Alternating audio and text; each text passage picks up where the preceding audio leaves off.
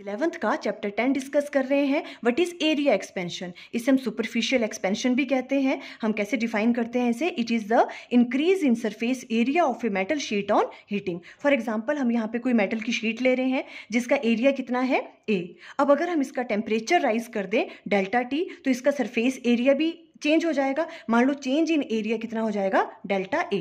तो जो change in area है वो डायरेक्टली प्रोपोर्शनल होता है ओरिजिनल एरिया के, and change in area directly proportional होता है चेंज इन टेम्परेचर के। इन दोनों को कंबाइंड करेंगे तो डेल्टा ए क्या आ जाएगा? डायरेक्टली प्रोपोर्शनल ए डेल्टा टी के।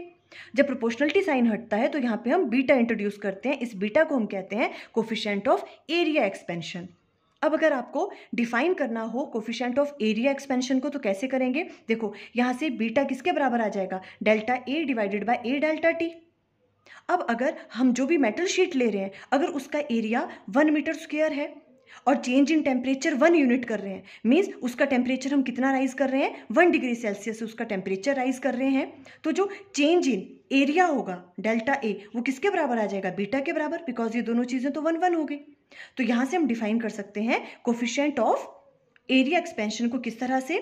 Small change in surface area per unit original area per unit rise in temperature. इसका मतलब क्या हुआ कि अगर हम कोई भी, आपके पास अगर मेटल की शीट है, अगर उसका एरिया कितना है? 1 मीटर स्क्वायर है, और जो उसका टेम्परेचर हम राइज कर रहे हैं वो कितना कर रहे हैं? 1 डिग्री सेल्सियस से उसका अगर हम टेम्परेचर राइज कर रहे हैं, तो जो उसमें चेंज इन एरिया होगा, जो भी उसका एरिया जो चेंज होगा वो किसके बराबर होगा? कोफिशिएंट ऑफ एरिया एक्सपेंशन के। फुल एक्सप्लेनेशन की वीडियो का लिंक स्क्रीन पे आ रहा होगा। Thank you.